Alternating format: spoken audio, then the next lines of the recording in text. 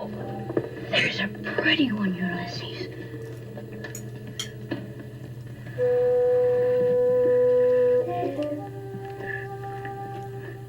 There it is. Hello, BookTube. I'm Sean the Book Maniac. Welcome back to my channel. Here I am with another episode of Zooming In, which is it's fairly new. It's pretty soon I can't call it a new series anymore, but I'm still calling it a fairly new series on my channel called Zooming In, which is a series of conversations with bookish social media luminaries about literary or writer or author-centered, bookish-centered articles that we can find online. And I am delighted to welcome a brand new guest, somebody I just met for the first time about 7 minutes ago, and we are already just like this. I like this. Yahaira from the Philadelphia area. Welcome, Yahaira. Hi, Sean. Thanks for How having lovely me. to meet you. How lovely to meet you. How lovely to meet you.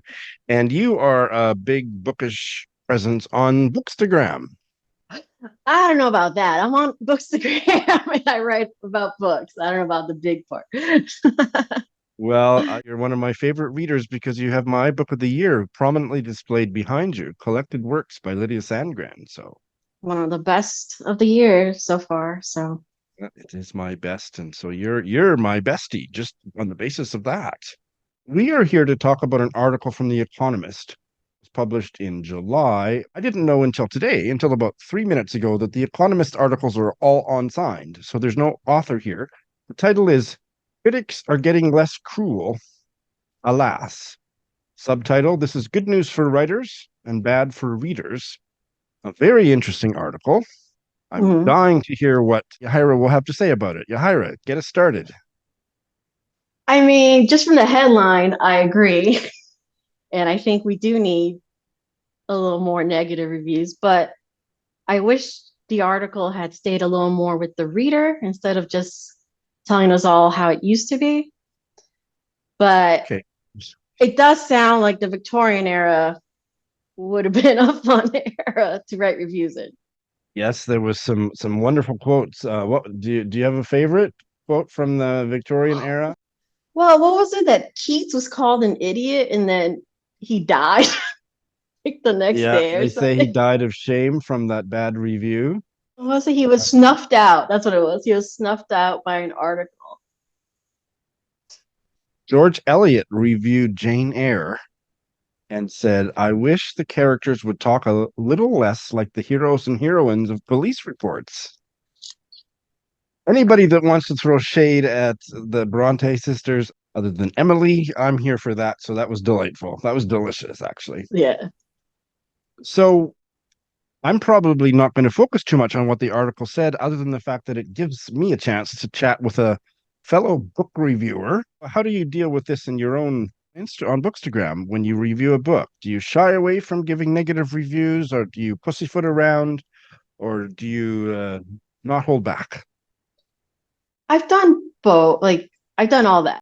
I've written reviews where I explain why the book didn't work for me, especially if it's a book that I've seen. It's like so beloved all of a sudden. I'm like, oh, wait a second. It's not the perfect book, and here's why. Then there's other books where maybe I just give it a one line, end this It book. didn't work for me. It wasn't for me, or whatever. Yeah. A little not as nice as that, but yeah. Okay. A one-liner, a zinger. Yeah. And then I felt lately especially with Booker, I just wasn't really enjoying my time with Booker. It was more like the book was either fine or just something I didn't want. And at that point, I didn't even want to think about the books. It's like, it's better just for me not to even write about this list than to just every post being, this was fine, or I wouldn't have bought this other than it being on the Booker. Right. So it gets tiring. I guess when you do like a list like that, it's like, here's 10 books or 8 books that you really did not enjoy. And that would be really boring to post, back to back to back. But I'm not afraid to say I didn't like a book. So, and I think more people should be a little more open in their I have many thoughts. I have many thoughts, and before I jump into my experience as a book reviewer, we can't let Dorothy Parker's review of Winnie the Pooh go by. That's in the Oh, opening paragraph. uh, She found it so full of innocent, childish whimsy that she quoed up. FWOWED. She quoed up. That's the best line in the whole article. And Virginia Woolf considered James Joyce's writing to be posh. gosh. And I love George Orwell being like, I wouldn't have read this unless I was being paid for it. Which I'm Unless I like, was being paid to read it for this review. Exactly. So I've been on BookTube for 6 years and have done a lot of book reviews. And I used to do a lot of ranty reviews, and I think some of them are among my best work. My breakdown review of Where the Crawdads Sing oof. is my most viewed video, and I think it's probably one of my best videos. And while I thought it was fair, it was certainly ranty because that's the worst book that's ever been published. I've also had experiences where, even if it wasn't a full standalone review, where I trashed a book. And then I found out, because I got subtweeted, that the author had found my very derogatory comments and he was quite hurt. Now, I appreciated that he subtweeted me, didn't mention me by name, but I knew who he was talking about. He was talking about me and talking about my very harsh critique of a particular couple sentences that made me bail on the book because the sentences were so gag worthy. And it's not like he was a debut writer or anything, but it's made me it gave me pause. And so I choose my victims more carefully now. So I no longer do takedown reviews. Well, takedown, I try to be fair. Like even in the review of Crawdads, I said what I liked, and that took Mm-hmm. 30 seconds. And then I went on for 12 or 15 minutes about all the things that were shitty. But I do pull my punches to the point where I won't give a negative review to most debut novels, Right. That's fair. and I won't give a negative review or a star rating on Goodreads to writers who are from any marginalized community. Mm-hmm. I will maybe say what I didn't like about it on my Friday reads, but I won't do a full review, and I certainly won't do a rant, and I won't give it a rating. And just maybe I'm not I may not be the best reader for that book, and it didn't work out for me, but I'm not going to rant about it. But if a book is on a prize list or in my Friday reads tomorrow, I am going to get a little ranty about a debut novel because it's got a 4.2 rating on Goodreads and everybody loves it. And I thought it was just trash and I couldn't finish it. So I haven't done a rant review for a long time, but maybe one of the last ranty reviews I did was by a couple of really canonical female writers from India who I thought needed to be taken down a peg or two. Arundhati Roy, her most famous book, what is it? The Booker Prize winning Oh. God of Small Things, The God of Small Things, Uh-huh. I thought was one of the worst books I'd ever read. And so I did it. I made a review talking about why. And similarly for Jhumpa Lahiri's novel, The Namesake, I thought was also one of the worst books I'd ever read. And I did a review where I expressed why. I loved her book of short stories. Mm. Her first book was awesome. So yeah, I like doing reviews that are honest.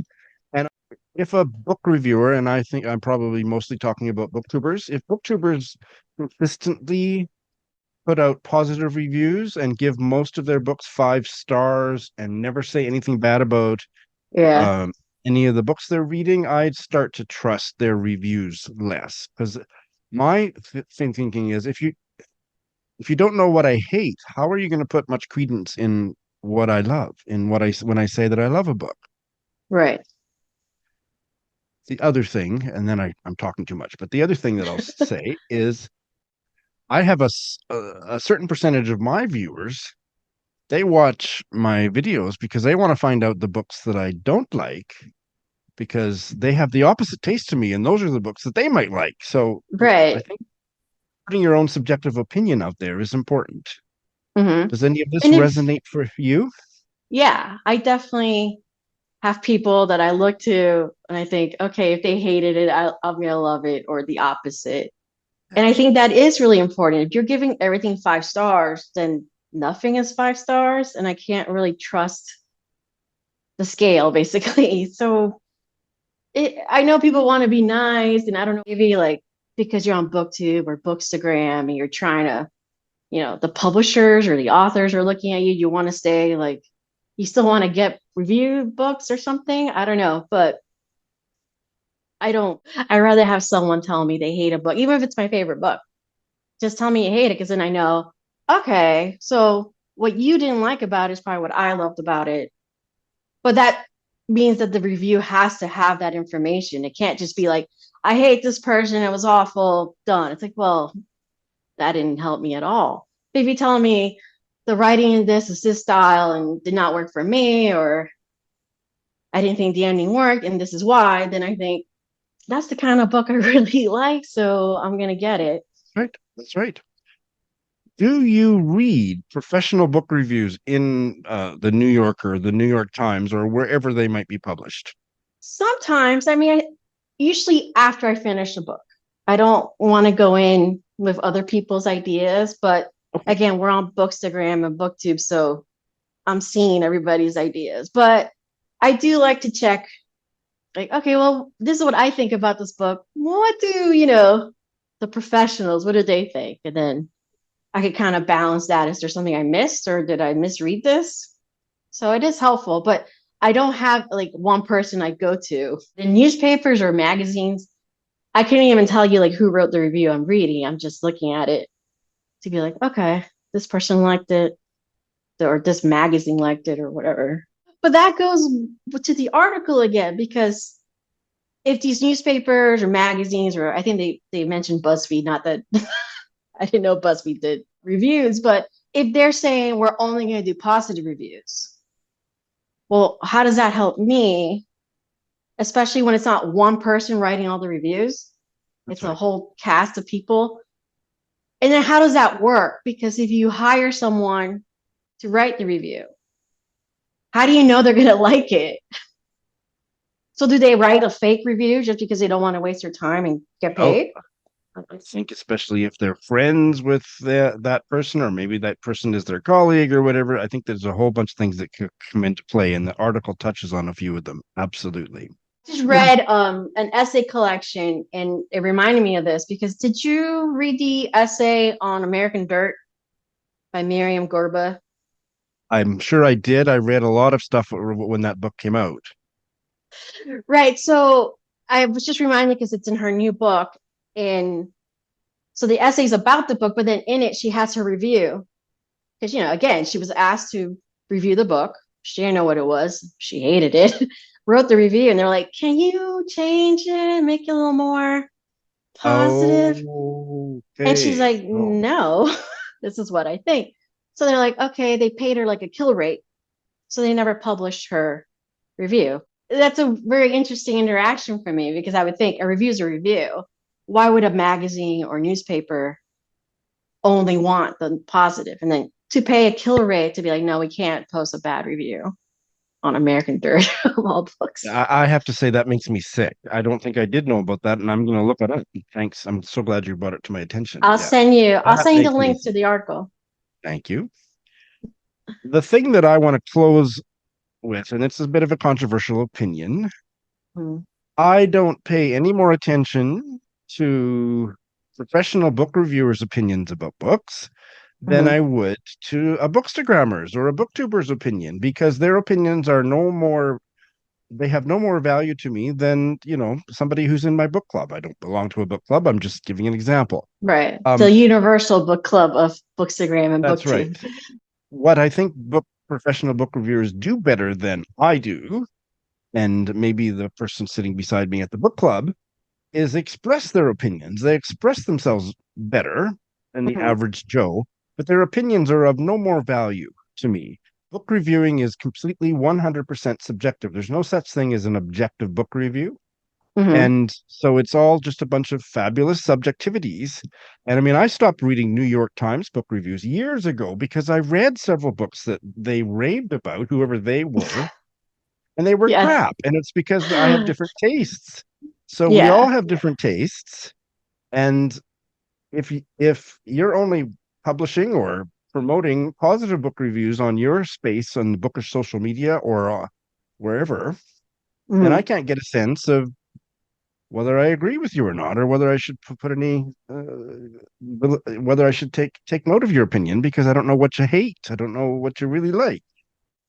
Yeah, So, I've been burnt by the New York Times quite a few times because I just thought, oh, it's one of their top 10 books of the year.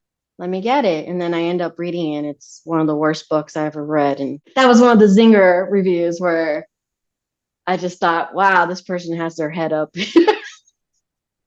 Like, I didn't know you could read a novel while your head is up your. there is a gay American novelist who I don't think he has published any fiction for decades, but he then just kind of specialized in book reviews, and his book reviews were quite vicious. And again, there's a part of me that thought that was delicious. Let me get his name. A nice negative takedown is always fun to read, but That gay writer is Dale Peck, and a bunch of his reviews were collected in a. And the title of the book is Hatchet Jobs: Writings on Contemporary Fiction. Now, some of them, when they were published, I thought maybe they just went overboard. And I think there is such a thing as just being vicious is not, mm, that's not good either. And some of his were quite vicious. Like I think he said, Rick Moody. The opening line of his oh, review of one of Rick Moody's novels was, mhm. Rick Moody is one of the worst writers of his generation. So, at that time, Rick Moody was a very established canonical writer. So I think he's fair game. Tell us the truth. Tell us the truth, and then I will trust you more. Yeah. And I don't feel like there's that many people. The only person I could think of is Andrea Long Chu. She just came out with an article about Zadie Smith with her The Fraud novel. It's a really long article, but it's pretty much like a takedown on Zadie Smith. And Oh, well, I'm off to look that up because I can't stand Zadie Smith's fiction. She's one of the worst writers of her generation. Did I say that out loud? I used to like Zadie Smith, and then I didn't. And I haven't read her. I haven't liked anything she's written. Even her nonfiction, I thought, well, maybe her nonfiction, she's brilliant. She's so brilliant, but she's Mm, so stuck up in her head that there's no life in any of her characters, any of her stories. It's all brain, brain, brain. I can't right. stand her stuff. I haven't been the only one I finished is her debut, and I hated it. The And White I've Teeth. tried Oh, I don't so. know what I would think about it if I read it today. But when it came out, I think I was early 20s. So, it was a totally different. And Well, then that was seeing the two author years who, ago, Yahaira, two yeah, years ago. I've grown in the last 2 years though. But she also Well, wrote an article on Hanya Yanagihara, Yanagihara. Yanagihara. Yeah, she wrote an essay on she called it like Hanya's Boys. I think she won the Pulitzer on that one, or she also wrote one about Lavona, Moshfegh. So there's at least one person out there being like, no, stop. And so there would be many readers who would want to find out who that critic hated because those are the books that they would probably like. And that's how it should be. So I would just to wrap up, I would say, I want to hear whether you're a professional book reviewer at the New Yorker or you are a bookstagrammer or a booktuber, whoever the hell you are, or the person sitting to my left or my right in my book club that doesn't exist. All I right. want to know what you really feel about the book because it Yeah. book reviewing is completely and utterly subjective. So if you're going to withhold the negative feelings, I'm not going to really pay any attention to what you champion, what you valorize. What a great conversation, Yahaira. Let's do this again, shall we? Yeah. Let's do it again. I'm giving this chat 5 stars. Oh, wow. I hope that's a real 5 star, not a, I bumping it call them up. as I see them. I call them as I see them. Thanks so much, Yahaira. Thanks, Sean.